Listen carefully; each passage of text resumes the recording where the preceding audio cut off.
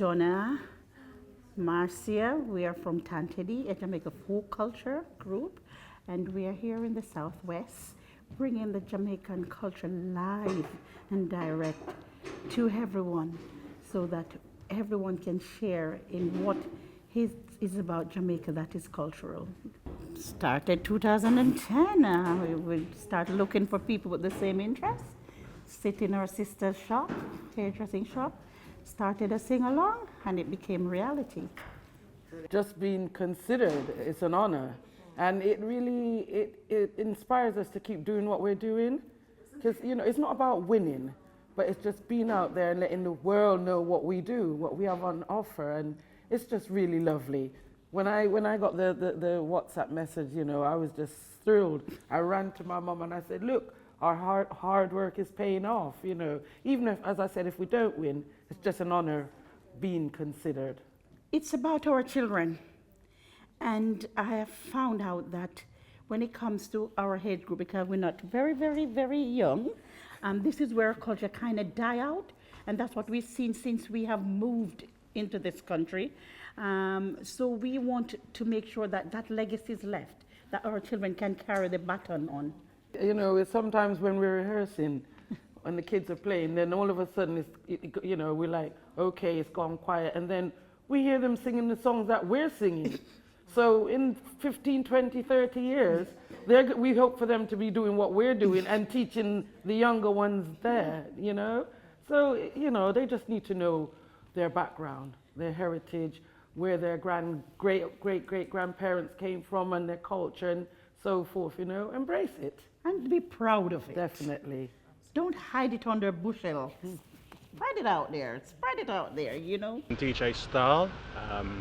I set up a community arts group back in '88, which was called Real Deal Artists, which involved us going around to youth clubs, introducing young kids to the various aspects of the hip-hop culture at the time.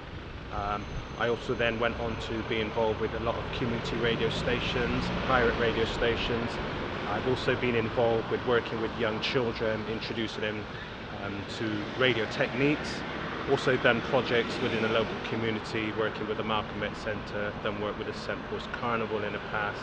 Also worked with Connections that work with young children as well. So I've been quite active over the years, and I run my own club night. And I've been the broadcasting manager at Ujima for the last 4 years. It's a very humbling feeling, to be quite honest. I think what's quite important for me, or a special feeling for me, is that I'm doing something I enjoy. So the fact that people are seeing it as something worthy of recognition is really a humbling feeling, and I think it builds people's confidence, and I think it also allows people to realise that the work that they're doing is actually appreciated and maybe being viewed wider than they actually realise. So if they're doing it genuinely for love and not for the accolades or for status and stuff, when something like an award or anything recognising what you're doing, I think it builds people's confidence up, but also recognising the good that they're doing as well. We can do good and reach status that people saying we're not able to reach. Set yourself high goals and don't think they're unachievable, because we're always told, we're only going to succeed in this level or that level at school, and I was told the same thing. So I think that if we can continue what we're doing and people realise that we're doing, the more people talk good about what comes out of the community, I think the better people will feel about themselves. One of my role models being my grandmother, if I'm truthfully honest. There's a lot of others out in maybe the music and politics and stuff, but my gran for me is a role model. There was a lot that I learned from as well.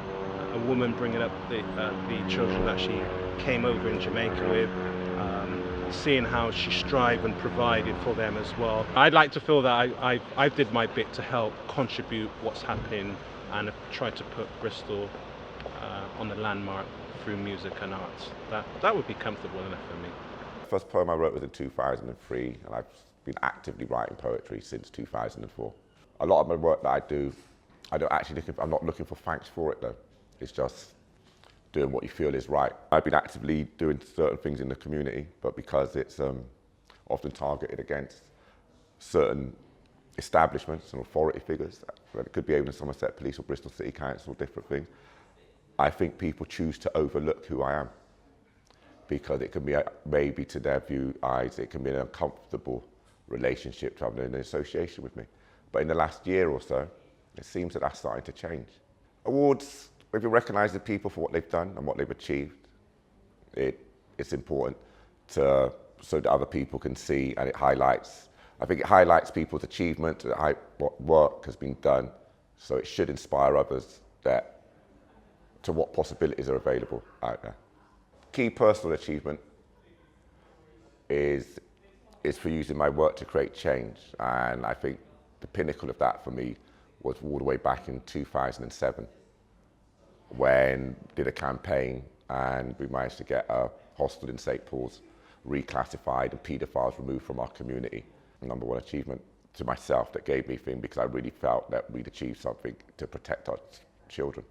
And the future at the moment is a project called Cargo, which I'm working on with the cameraman here, myself, Michael Jenkins, Chaz Golding and a few others. And that's actually looking to rip up the narrative we've been given about how we got here.